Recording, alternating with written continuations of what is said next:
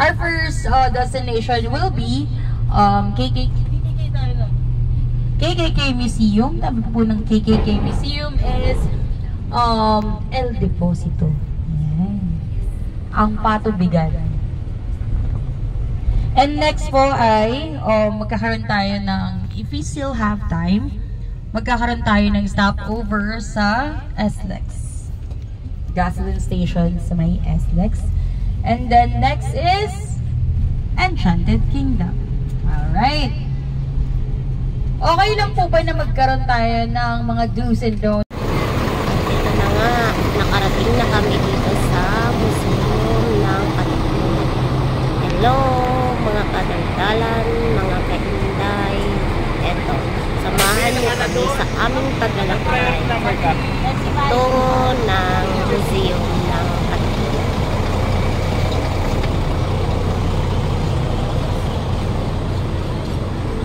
Ito, pila muna tayo. After nyan, ay papasok na rin tayo sa loob ng museum. Hintayin lang natin ang signal ng ating tour guide. Ay, sobra excited talaga ako dito. Di lahat kasi ng oras ay laging nasa bahay lang. Minsan ay ilabas din natin sila. At ito na nga, daan muna natin sa mga picture habang naghihintay tayo na makapasok. Ayan sila. Silipin mo yung mga kaklase ng ating anak.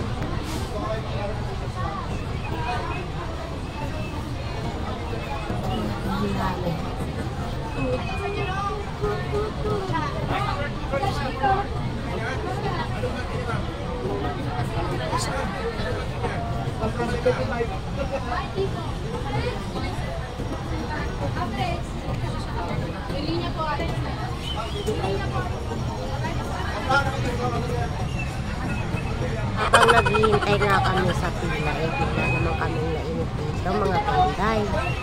Sabi ko sa anak ko, anak. Kaya lang, itong aking anak ay sobrang active. Ay, iba na nga talaga yung mga bata ngayon. Papasok na ito na, mga kainday. Papasok na tayo sa loob ng museum.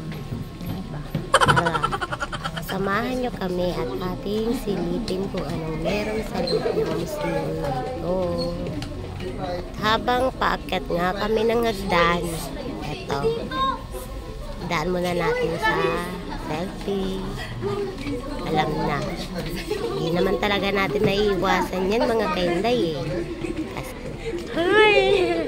Kala ko hindi ka papayag ba ito?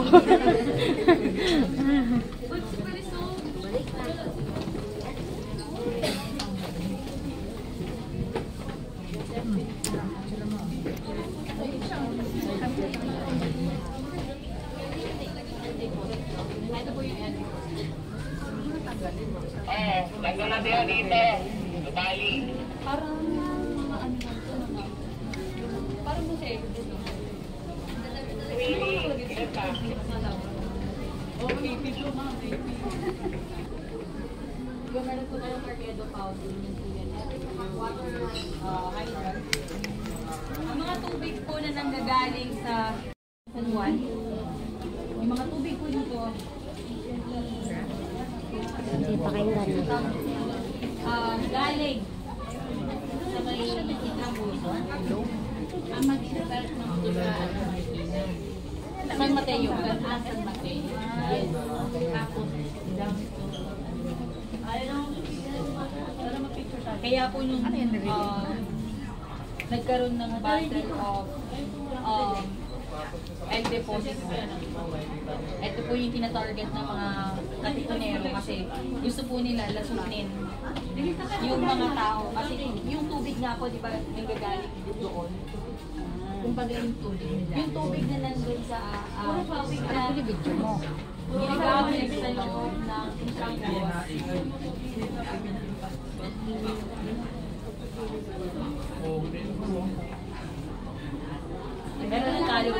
Doon ka na ko, picturean kita sila. Pag ganito nga pala mga kainday, na meron silang field trip at meron silang tour guide. So, di naman pwedeng magtagal dito. Dahil palabas na kami dito, so pinicturean ko muna yung aking bunso. Kami nagtagal dito mga kainday, at agad naman kaming lumabas. Salamat sa panonood yung mga kahinday.